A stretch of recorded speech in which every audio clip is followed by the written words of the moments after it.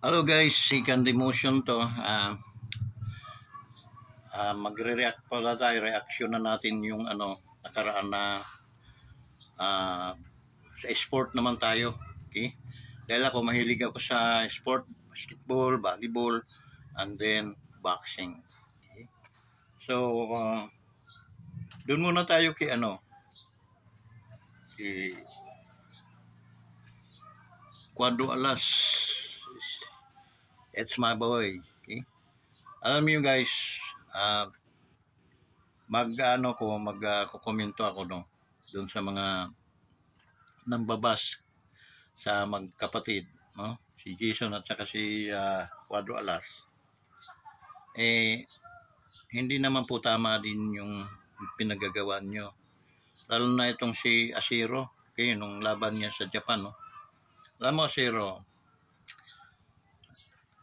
mas nayayabangan pa kami sa iyo kaysa kay Cuadro Alas. Cuadro Alas, matalinong tao yan. Okay? Halimbawa, ang grado ni sa patalasan ng isip ay mga 85.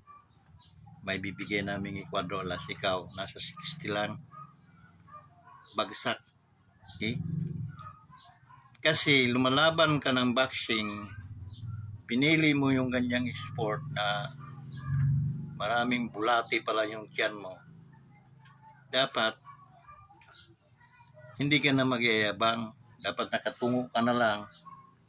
Tanggapin mo yung mga sinasabi para at least maging challenge ninyo yan. Pati yung iyong water boy na naalog mo na. Hindi naman yan, siguro sa kapra-practice, naalog ang utak. Okay?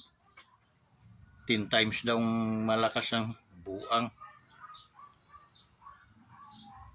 Kaya naalog ang utak, pati kami dadamay sa katarantaduhan. Hindi nyo ba alam na bilang Pilipino kayo, pinupustahan kayo ng mga Pilipino rin. Tapos ganyan ipapakita niyo, sinasaltik lang mga tiyan ninyo na napakakapal naman ng tiklop at hindi na bumabangon. Okay? Tapos, mag-aano kayo kay Cuadro Alas. Si Cuadro Alas, tingnan yung mga laban niyan. Basag-basag ang mukha niyan. Okay? Hindi yan marunong sumuko. Malalakas ang patama ng mga kalaban ni Cuadro Alas sa katawan at sa mukha ni Cuadro Alas. Hindi yan tumitiklop. Kayo first round lang, kahiya kayo, tapos ang yabang pa ninyong mag-comment, sumagot. Batukan ko kayong matuto kayong lumugar kung saan kayo dapat lumugar. Dahil patalo kayo nang wala sa panahon, huwag kayong mag-speak na, ang galing, ang galing. So, maghahamon pa. Ang kala nyo, ganyan ang utak ni Cuadro Alas sa inyo. Hindi papatol sa inyo yan.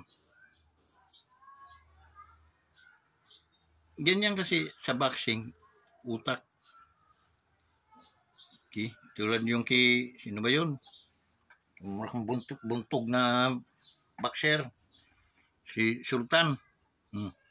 Natsambahan lang niya si Cuadro Alas dahil si Cuadro Alas sanay sa mga Meksikano.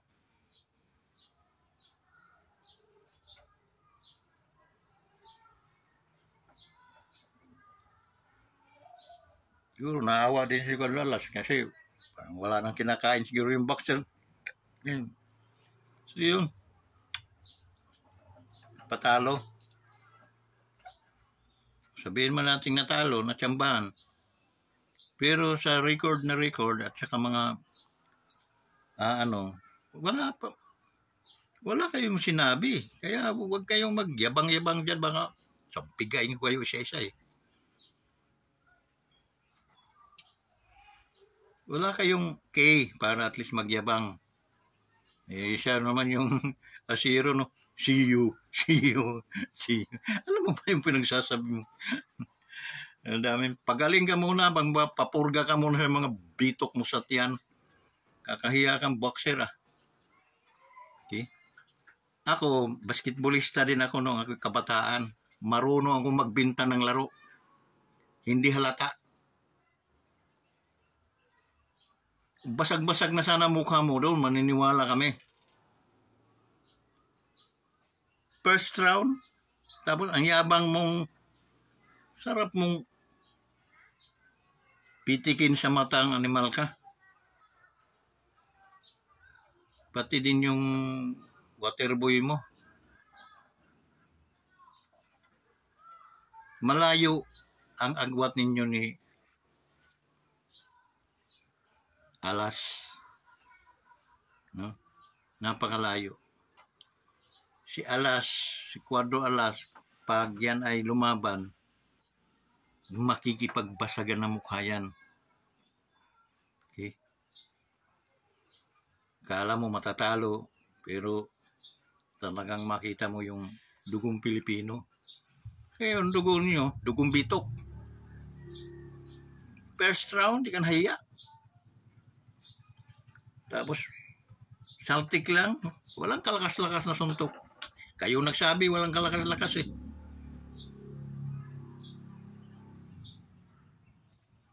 Yun yung paglulukuhin yung mga tao.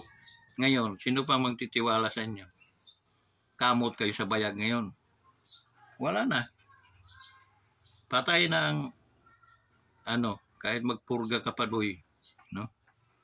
Siro-siro ko pang hayop ka. Wala ka namang kwinta-kwintang boxer. Magtanim ka na lang kamuti. Do, inabangan ka pa. Kamuting mga bukbukon. Hindi nyo iningatan yung pagiging isang professional boxer ninyo. Kita mo si Manny. Okay? May nakita ka ba kay Manning one shot punch lang? Tiklop? Wala. May palitan muna ng basagan muna ng sikmura. Basagan ng ribs. Bali-bali ang mga ribs. Yun.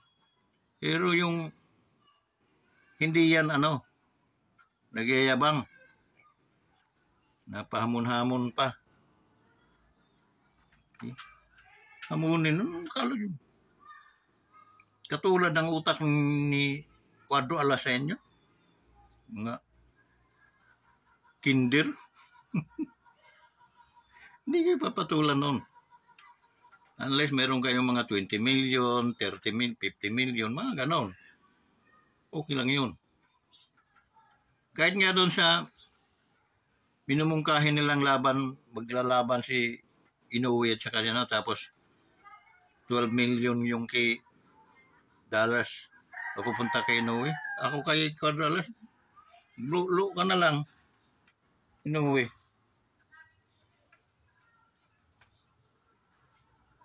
Taga tayo? 750 million. Yun. Deal tayo. Basagan tayo ng mukha. Okay?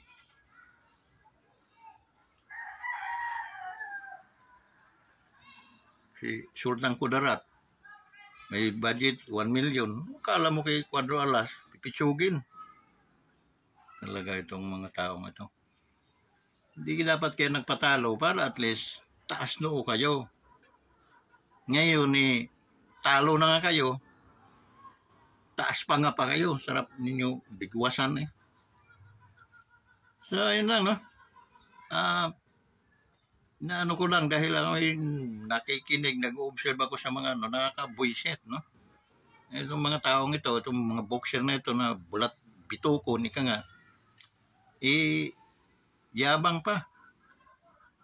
No? Dayuin natin kahit ano yun. Ganun ka bobo si Cuadro Alas na patusin kayo ng ganun.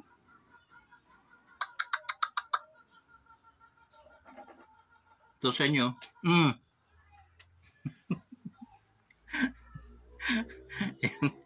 Lalo yung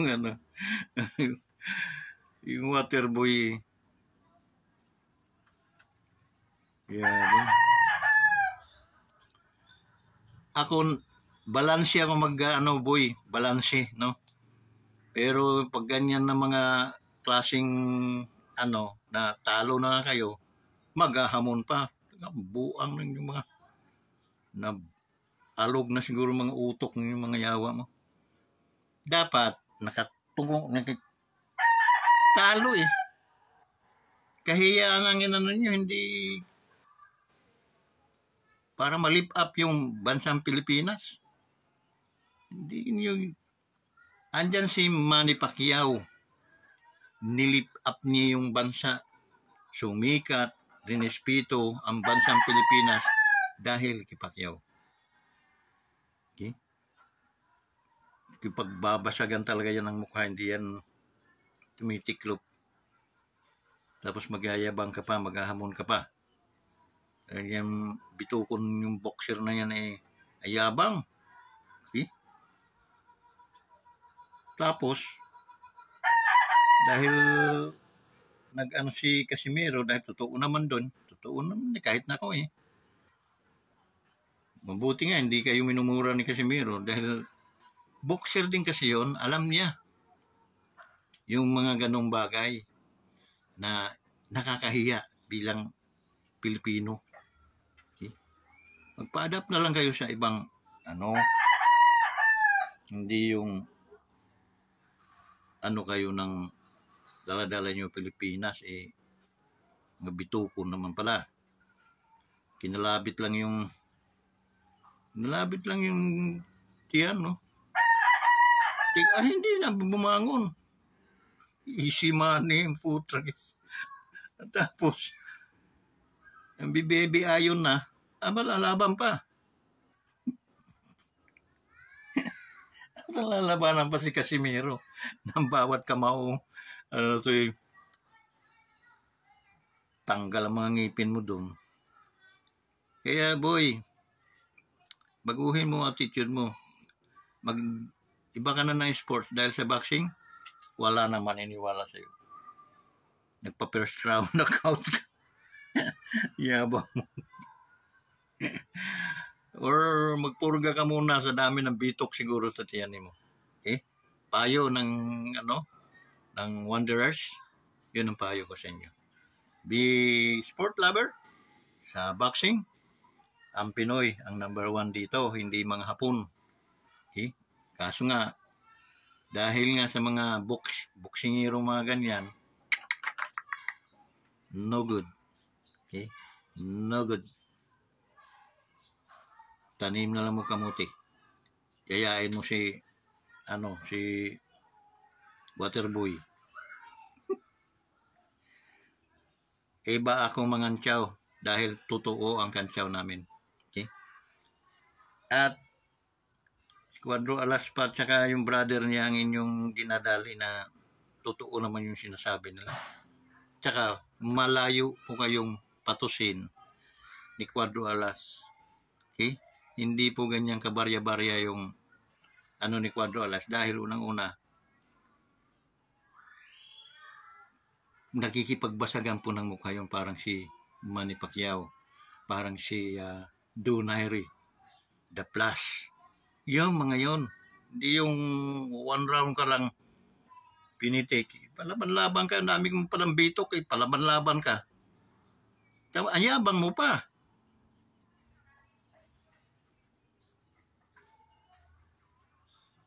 Na tsambahan mo lang si Redondox, yun lang naman ang matuwid mong kalaban na the rest. Wala, puro na mga yun. So yan, tanggalin ang yabang, and then magtanim na lang ng kamuti. Wala nang titiwala sa'yo sa boxing, wala nang pupusta sa'yo. So, taas mo na ang kamay at paa mo. Hawak ka na ng bulo, pala, tanim ka na ng kamuti, boy. Okay? Isama mo na pati yung iyong alog ng utak na Waterboy. Okay? So, yun.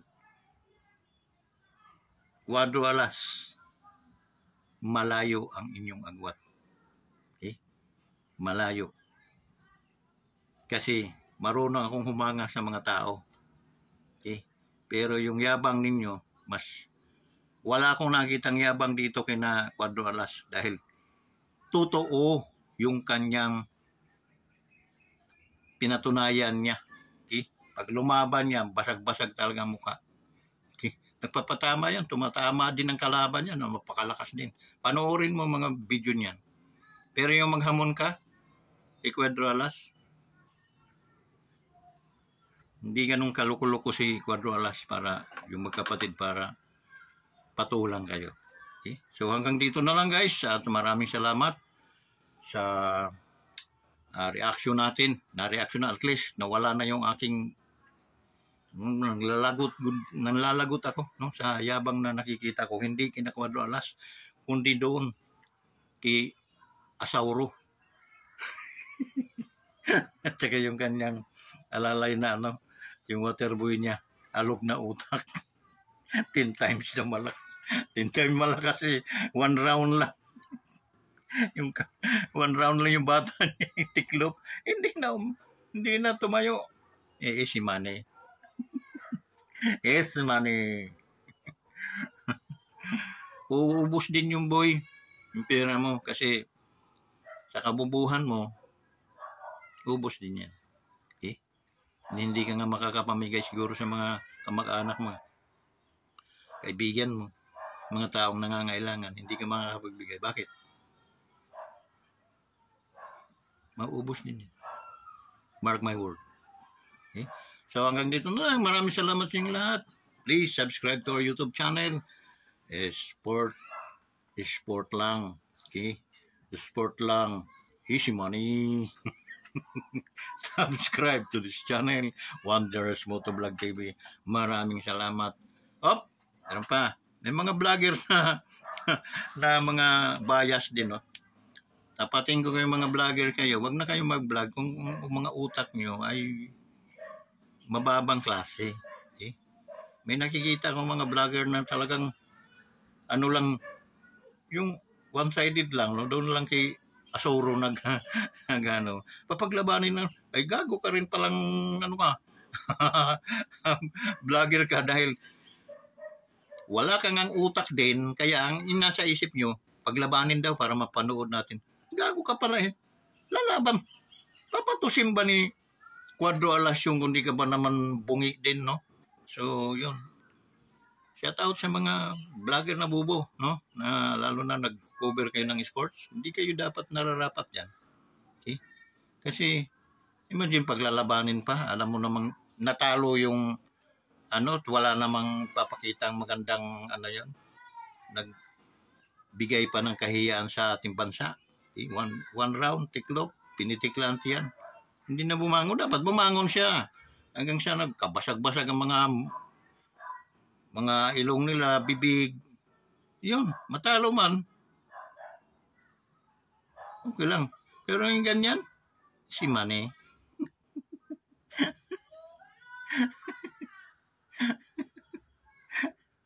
Pag ganyan po. Pala daw, tirahin mo ko dito. Kasi nagpunpun ng mga bitok kay Titeng Tinera. Saktan mga bitok. Wala na, hindi na siya nakatayo. Pag natai siya, puro bitok. So, yan na lang. Shout out sa inyo mga bungi na mga balirak na mga vloggers, yung yung mga hindi dapat, mga imposibleng mga hindi mangyayari. Dahil nakala nyo kay Cuadro Alas, bubo, walang utak. So, yun na lang guys. Sport lang, walang personalan. Easy money. Bye-bye. Shout out to my YouTube channel, Wonders Motovlog TV. Maraming salamat. Sa susunod na Sport lang.